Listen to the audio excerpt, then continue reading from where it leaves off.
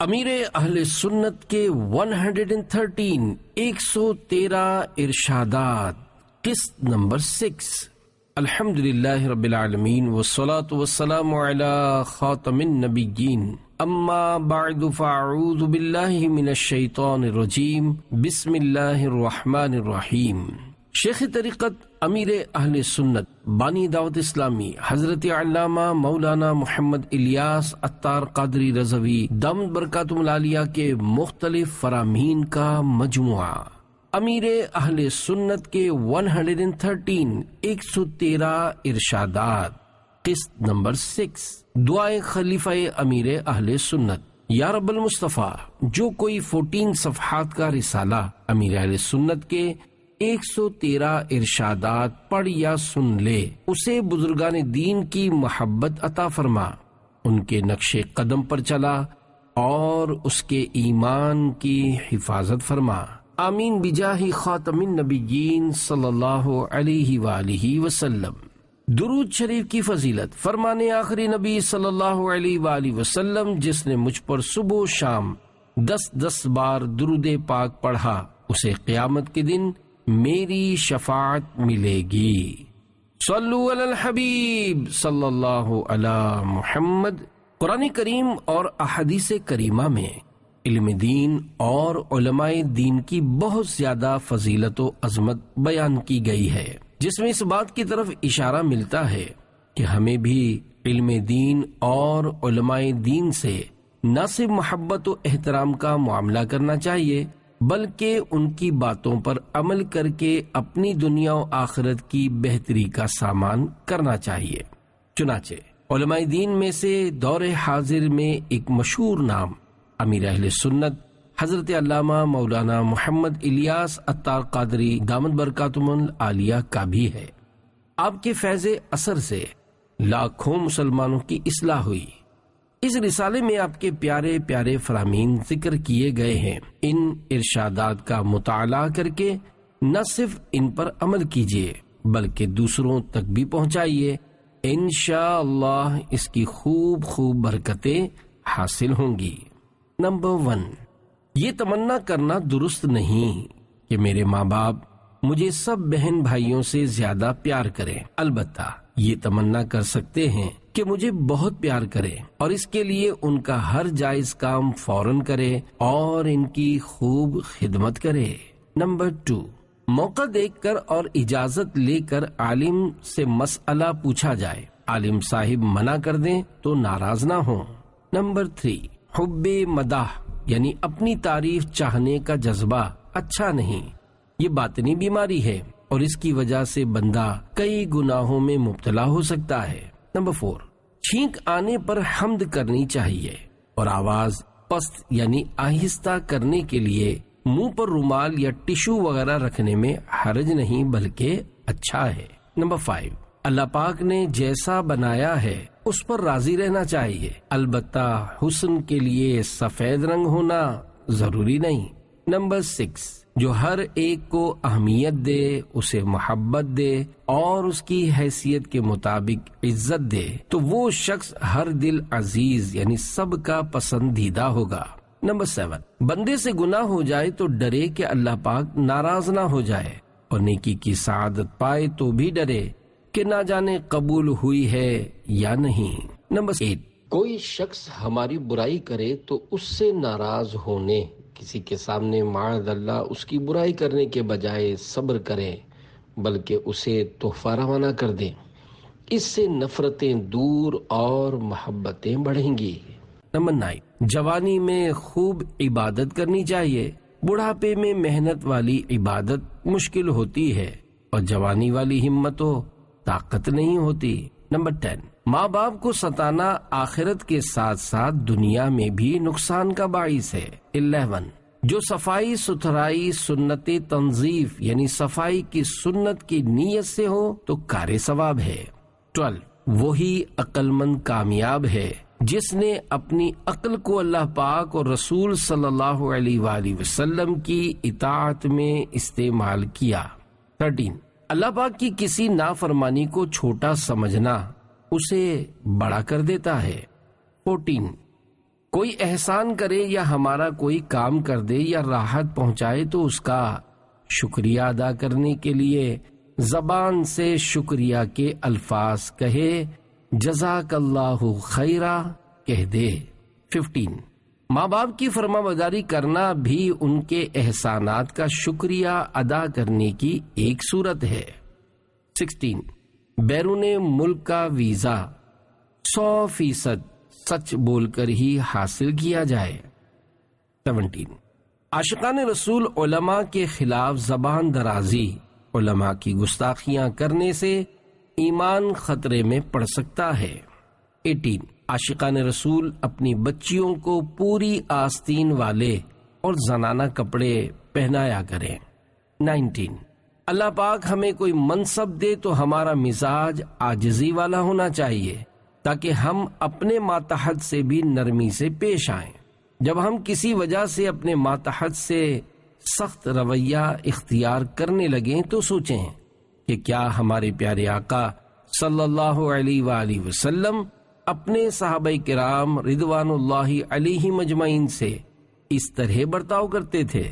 یوں ہمارے اخلاق بہتر ہو جائیں گے انشاء اللہ الکریم۔ 20 ہر منصب والا یہ ذہن بنائے کہ یہ منصب مجھے اللہ پاک نے دیا ہے اور وہ کبھی بھی مجھ سے لے سکتا ہے، اسی طرح اللہ پاک کی خفیہ تدبیر سے ڈرتا رہے۔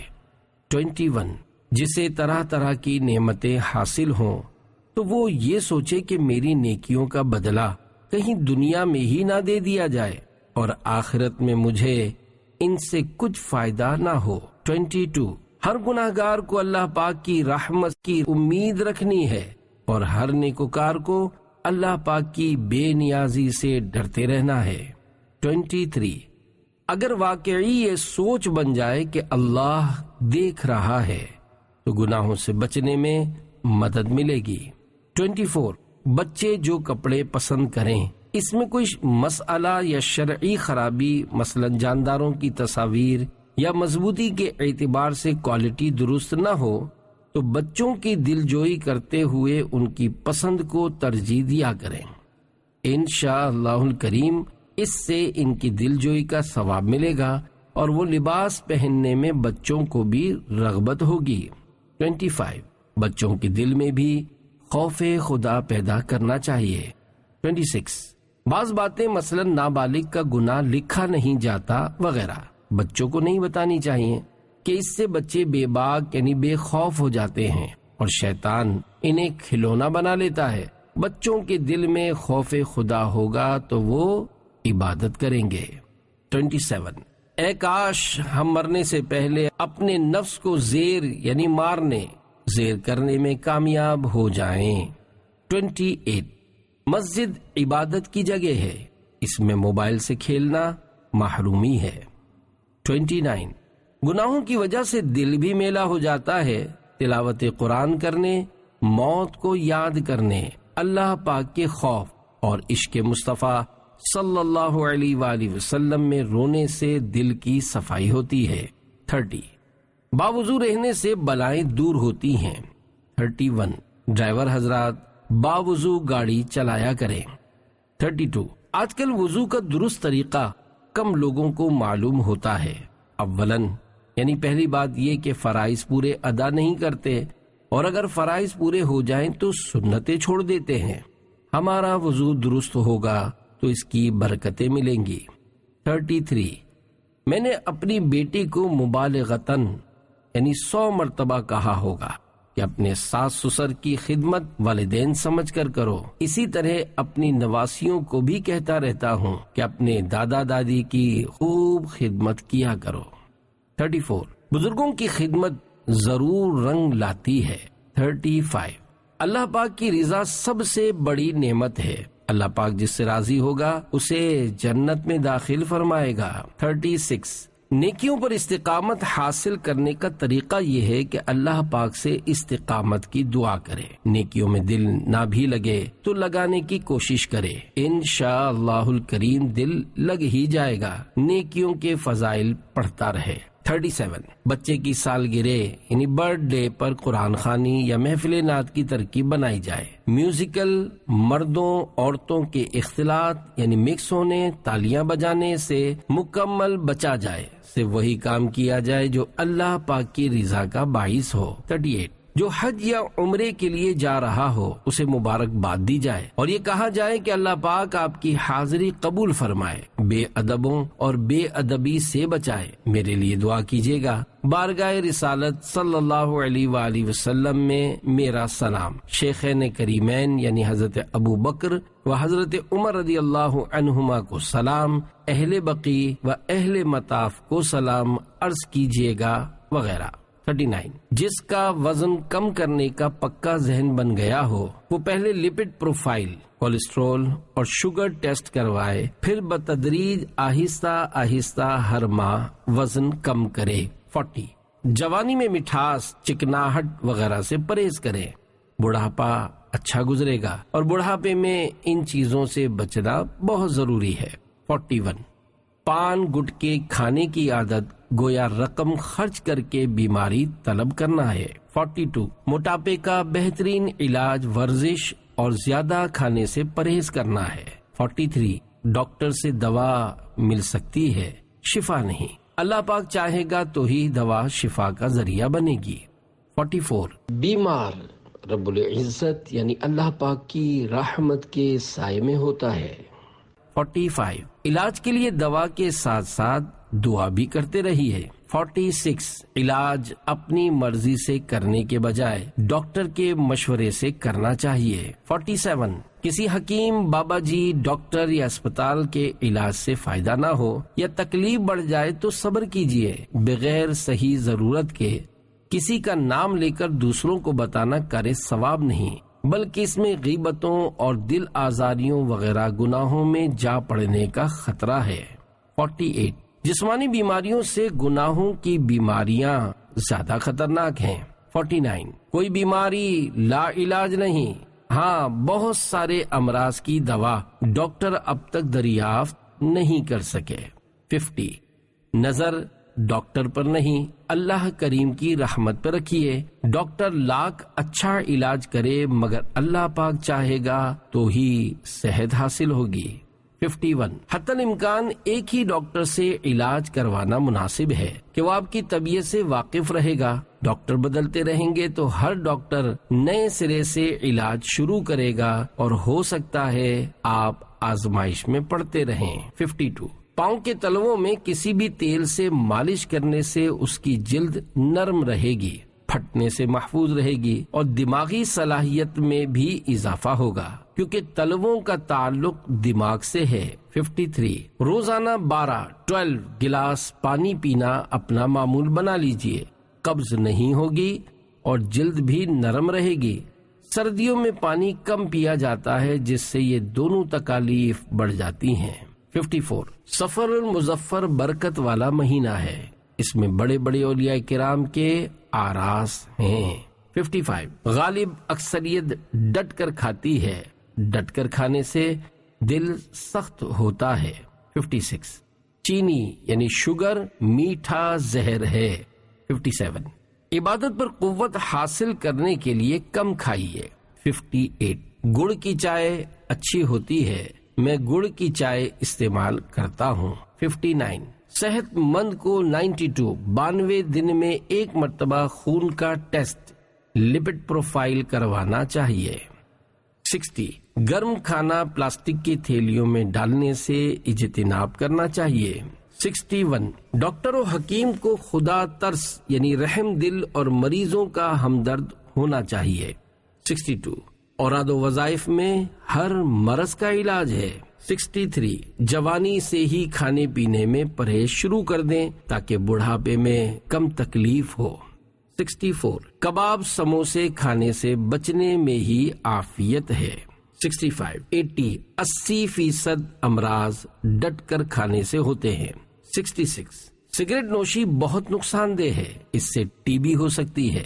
سگریٹ پینے والوں کو بڑھاپے میں بہت پریشانی کا سامنا ہوتا ہے، سگریٹ کے قریب بھی نہیں جانا چاہیے. 67 زخم، بیماری، گھبراہٹ، نیند اچٹ جانا یعنی نیند نہ آنا، تنگ دستی اور ہر طرح کے جانی یا مالی نقصانوں اور پریشانیوں پر صبر کرتے ہوئے بلا وجہ دوسروں پر ظاہر کرنے سے بچ کر مغفرت کی بشارت کے حقدار بنیے۔ 68 کھانا کھانے کے فوراً بعد پانی پینا طباً یعنی میڈیکلی نقصان دہ ہے، بالخصوص کھانا کھانے کے بعد جو کولڈ ڈرنک کا رواج ہے یہ انتہائی نقصان دہ ہے۔ 69 گرمیوں میں 2 مشروب کچی لسی اور لیمو کی سکنجین فائدہ مند ہیں۔ 70 ورزش بہت ساری بیماریوں سے بچنے کا ذریعہ ہے۔ 71 جوڑوں کے درد کا علاج، 1 عدد بھنڈی سر سے لے کر دم تک بیچ میں سے چیرا لگا لیں اور اس کو کم از کم 12 گھنٹے پانی میں بھگو کر رکھیں، پھر اسی پانی میں اس کو نچوڑ کر اس کا پانی پی لیں، جوڑوں کے درد سے نجات ملے گی انشاءاللہ الکریم۔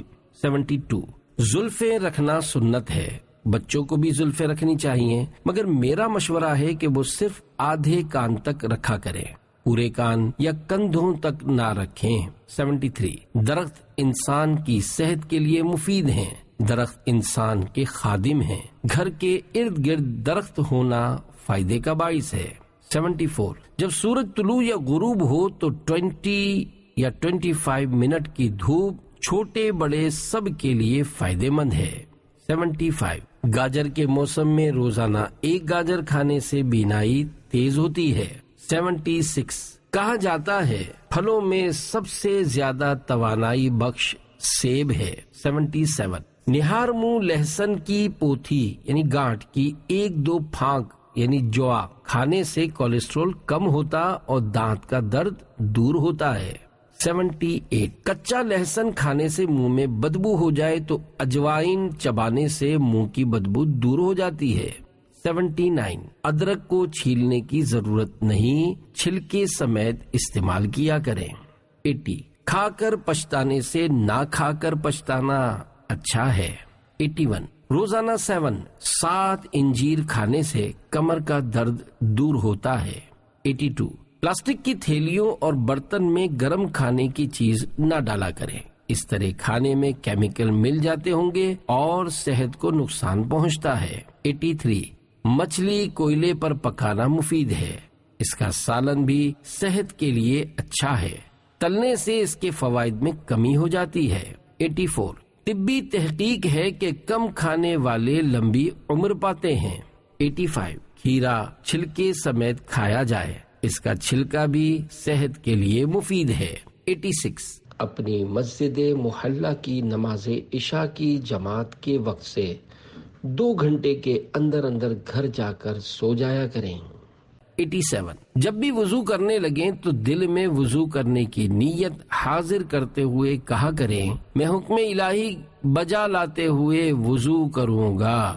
88 سوشل میڈیا سے کنارہ کش یعنی دور رہیں، اس سے بہت وقت ضائع ہوتا ہے، گناہوں میں پڑنے کا قوی اندیشہ یعنی خطرہ ہے۔ 89 شوہر کو خوش کرنا اللہ پاک کی رضا کے لیے ہو تو عبادت ہے۔ 90 گھریلو مسائل کا ایک حل یہ ہے کہ فریقین یعنی دونوں میں سے ایک صبر کرے۔ 91 غصے کی وجہ سے انسان کئی گناہوں میں جا پڑتا ہے، اس لیے غصے کا علاج ضروری ہے، اس کے لیے مکتبۃ المدینہ کے رسالے غصے کا علاج کا مطالعہ کیجیے۔ 92 بڑی عمر کے لوگوں کو چاہیے کہ اپنے امراض کا ذکر بھی بلا ضرورت نہ کیا کریں۔ 93 دعوت اسلامی کے دینی ماحول میں تربیتی اعتکاف کرنا نیک بننے کا بہترین ذریعہ ہے۔ 94 مجھے عربوں سے محبت ہے کیونکہ مکی مدنی مصطفیٰ صلی اللہ علیہ وآلہ وسلم عربی تھے۔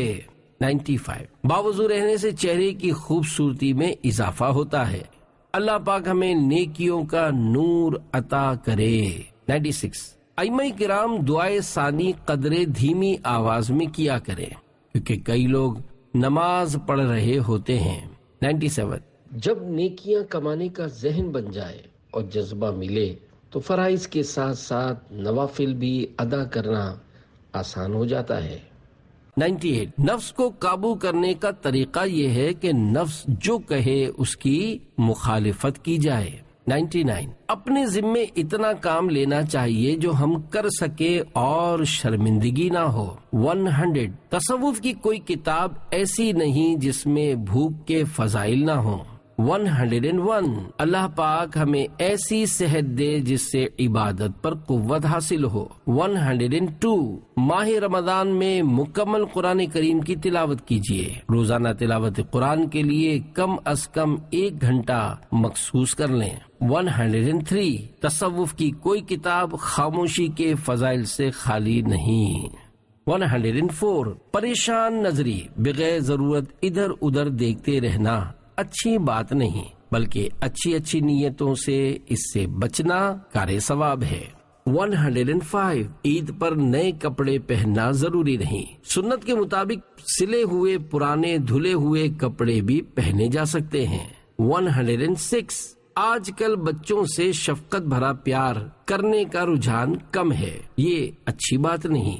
107 سنت اور ثواب سمجھتے ہوئے چھوٹے بچوں کو شفقت بھرا پیار کرنا چاہیے۔ 108 الحمدللہ مجھے فطری طور پر بچوں سے پیار ہے۔